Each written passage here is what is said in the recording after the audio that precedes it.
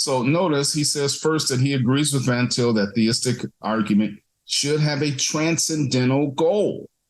And so the goal should be transcendental with regard to the theistic arguments. And so he kind of summarizes VanTil's tag here. And so here's his summary of it. This is the way he said it operates, right? Mm-hmm. This isn't an argument, but this is the way it operates. So we presume a biblical epistemology in all of our reasoning. We assume the, epistemology has to do with the nature of knowledge. So we assume the knowledge based on what the Bible has to say. So we assume a biblical epistemology. And then next, we argue that God is the presupposition of all meaning and intelligibility, so that you must presuppose God in order to prove it, right? And he says you respond then to the charge of circularity as he has already done. And then finally, we show that any system that rejects the biblical God loses intelligibility because it's caught up in what he calls the dialectic of rationalism and irrationalism. And so that's kind of the approach that he suggests that the tag argument makes, right?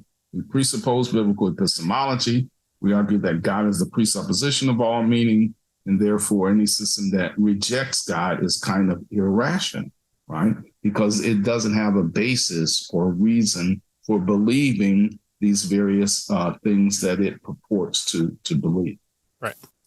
That's why you'll always see kind of the two-step approach of presuppositionalism is to point out the flaws of the position of the other side, mostly using their own basis for that critique, but then also providing them the biblical worldview Christian answer.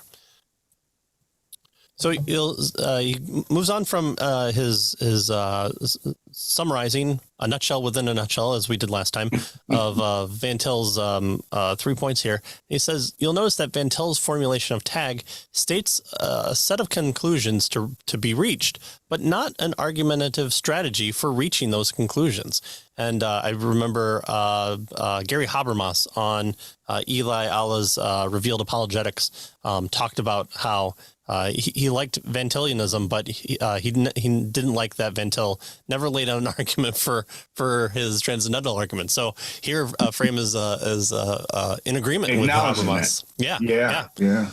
And he says that although VanTil calls it an argument, it really is a conclusion rather than an argument. So he says in very Columbo method, I have some questions. Just one more question here. I got a question here. Right? So he goes through a series of questions. So here's the first one. He says, I question whether tag can function without the help of subsidiary arguments of a more traditional kind. So basically he's suggesting here that tag may be incomplete, right? Can it function without these various other traditional arguments? He says, although I agree with VanTil's premise that without God, there's no meaning, I must grant that not everyone would immediately agree with that premise, right? So how then is that premise to be proved, right? There's no meaning without God. Okay, how do we prove that? Right? If I say, well, the existence of physical laws presuppose a personal God, that statement cannot be the end of the argument. He says the unbeliever has the right to ask, well, why do you think that that's the case? Right. So, what he's getting at here is, yes, he initially agrees with it, but he doesn't think it does everything that VanTil thought it did. Mm-hmm. Right. And so he cites the great debate between Bahnsen himself and Stein, and he compares, Bahnsen himself compares a theistic view of physical law and logic and morality with as many non-Christian theories as he had time for, and he argues that a Christian view is cogent and the others are not. But that is simply a traditional apologetic argument from causality, similar to Aquinas' kind of first two ways, which is the physical laws exist, therefore God exists. Is that the meaning-laden character of creation requires a sort of designer? But that is the traditional teleological argument. Is that the meaning structure of reality requirements an efficient cause? Well, that's just the traditional cosmological argument. So are we stuck then being classicalists in ultimately in the end? Because it seems like Bahnsen himself when in the great debate seems to be using kind of this. He falls back. Aquinas. Yeah, he falls back on these various arguments, right?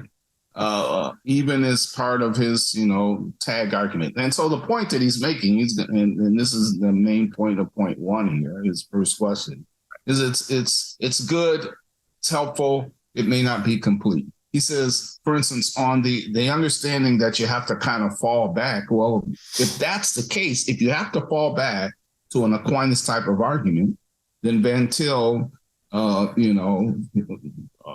is doing a transcendental argument, but so is Aquinas, right?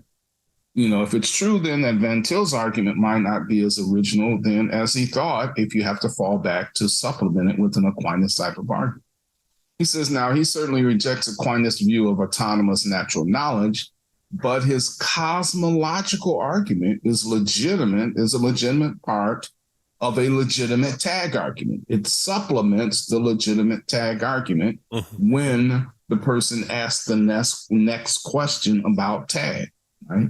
And so, again, it's not as complete as VanTil thought that the tag argument was, is the point that he's making. Right. We have a basis to use something like the Kalam argument, the cosmological argument, but it seems like we move then from, God's the first cause, and all things that begin to exist have a first cause. God is that first cause, therefore God exists. That seems to be kind of the cart before the horse, almost, it seems here.